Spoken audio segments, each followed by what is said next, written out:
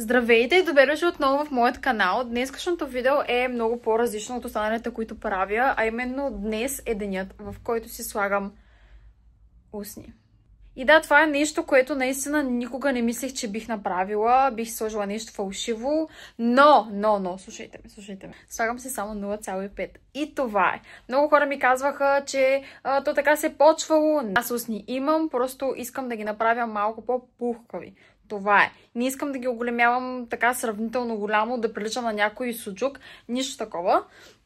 Така че днескашния ден няма да ви взема с мен, защото цял ден ще работя. В момента е 11:34, ще трябва да излизам. Днес се събудих към 8:15, отидох на фитнес, прибрах се, закусвах, оправих се. Сега ще ви покажа аутфита и бързам, защото имам една среща в 11:45. И след това се прибирам и ще работя до към 6. И от 7 ми е часа. Даде, сега е часа. Сега ще ви разкажа малко повече какво разбрах от хората около мен, които имат устни. Доколкото разбрах, не трябва да пиеш кафе 24 часа, много ми беше сложно, защото днес исках да пия кафе. Просто ми се пиеше много кафе и не можех. Отделно не мога да слагаш гланцове, червила 24 часа преди това. И след това 2 седмици след това не трябва да ги правиш тези неща. Просто да ходиш на фитнес и да правиш секс. Няма да ви снимам процедурата, защото съм достатъчно наплашена дали ще ме боли, понеже пръга ми на болка преди беше доста нисък, но в момента вече съм го поправила малко. Така че просто ще ви се покажа след като изляза. Аз ви обещах, че няма да снимам на прегледа, обаче трябва да ви покажа професионалиста, който прави майка ми. Доста от вас казват, че е прекалено красива. Тя винаги си е била красива и маген, но наистина мама изглежда толкова подмладена заради него. Ви кажа, сега ще почваме да правим устните. Ще ви покажем преди и след. Дано да харесват ви. Ще направим с най-тънката игла. Но той знае. Да. Са такива клиентки. Да ти кажа по-рядко, но има. Ето виж, това по-специална игла. Самата най-тънката игла в... нали? Като цяло. Като цяло, като пазара. Но оригиналната игла е тази малко по-травмираща, но ще ти ползваме малко по-тънка и по-финна. Това е крайният резултат. В момента са доста оттекли, но следващите дни ще видим как са. Той каза, че ще спаднат, понеже аз доста се оплаших първоначално. Искам да те питам какъв пациент съм и днес на труден пациент съм, както всички, които ме правят, казват. Между другото, от дълго време работим с майка ти. Тя ми е пациентка от 7-8 години, но ти се същата. Първо притеснявате, но като почваме да работим, наистина много сте спокойни и не давате трудности на лекаря да работи.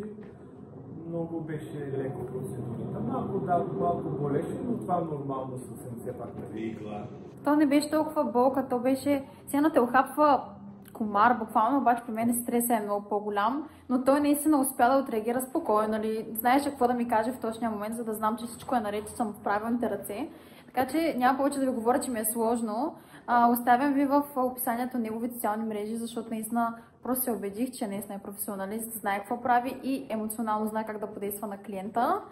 И от него е това, ние тръгваме и продължаваме с деня си. The next day.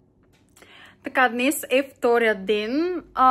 Какво мога да ви кажа? Много странно се чувствам. Все още ми е много различно. Доста са посинели.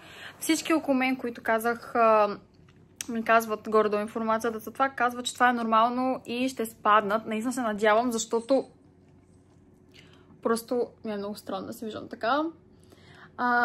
Доколкото разбрах, ще спаднат на половина, така че наистина стискаме палци. Ще ви държа с мен до 5-я ден на трансформацията, защото до тогава би трябвало вече да са спаднали така хубаво да изглеждат. Проблемът днес е, че имам доста снимки и не знам как да ги въведа в вид, така че да не изглеждат така.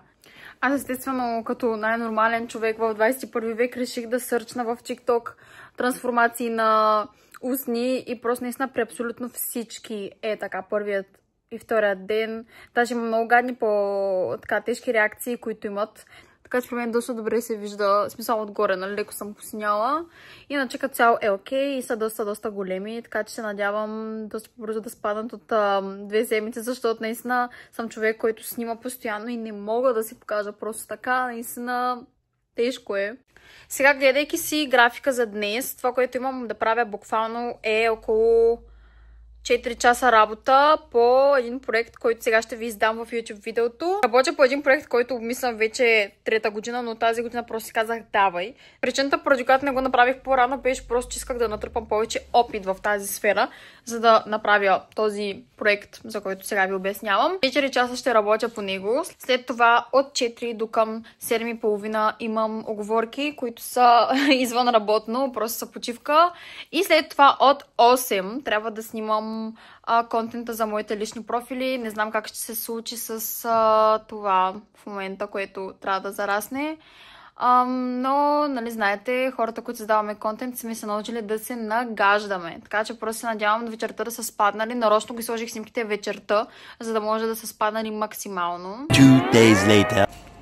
И това е вече 4-ти ден. Мисля, че така наистина много ми харесват. Само дето знам, че ще спаднат още.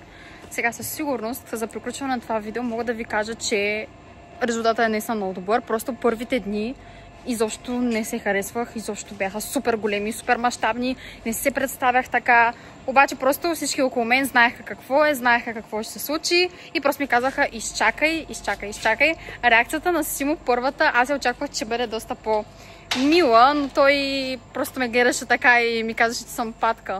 Което е така, наистина изглеждах като патка. И сега ще го поканя в видеото, господин Димитров, да си каже мнението за тези устни, които наистина не изглеждат фалшиви. Добър ден. Дейзи? Кой? Дейзи. Коя е Дейзи? Патката от Мики Маус.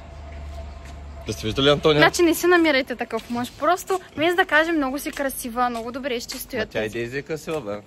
Значи Дейзи е красива. Тя е патка, анимационна. Добре, сега ще си изкажеш мнението по въпроса за устните и за работата на този лекар. На тези лекари ли ми се вика? Еми, той е дерматолог. Кажи си мнението за устните от 1 до 10, като говориш само. Чакай, че това е жена. Когато видиш жена с джип, просто спираш. Да, просто да. Те са с предимство. Кажи сега, какво мислиш за устните от 1 до 10? Аз мисля, че говорим за жените с джипове. Хвана ми джипа 3 пъти, съм ми го дал, 2 пъти го блъсна.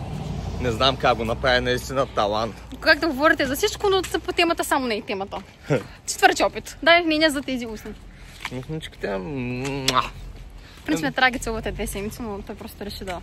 Мекички са, хубавички са. Още малко твърде, ама... Харесваш ме с устни или без устни? С устни си. С устни или без устни? С устни си хубавичко. Айде. Добре, значи съм одобрена. Във всеки случай не болеше и не беше това, което си представих, че не знаех, очаквах нещо много по-тежко. Така че за сега много ми харесва. Надявам се да не спаднат повече от това, защото просто нямаше смисъл. Може да кажеш последно, вместо да гледаш с другата мацка отпреде? Ще спаднат. Още мъничко, той е 4-ти ден. Още 5-6 дена ще спадат. Да, той много разбира от такива неща. Добре, че не е станал дерматолог, че ще яде бой. Макар че аз на друга жена не съм виждал. Що? Що не си виждал на друга жена? Защото само ти сме в очите. Не си целувал други жени с устни? Не, никога, само тебе. Добре, тук си натрупа отново зелените точки от Дейзи. Но сега ще поговорим много хубаво след това видео коя е Дейзи, така че аз ви оставям. Не си ли Мики Маус, бе, патьочо? Патьочето ми малко. Ето за това ви говоря. За това ви говоря. Не можеш така да ви говоря. Трябва да ви кажа, че сте красива, че сте прекрасна. Това е женската енергия. Трябва да ви кара, че чувствате красива, не да ви кара, че чувствате като патка. И една жена трябва да готви и да чисти, ама... Вкусно ли готви, или не? Болюмо коема всеки път окатям, защото е мазно. Аз нямам добър вкусови рецептори. Само за тебе имам. You tripping, bro. You tripping.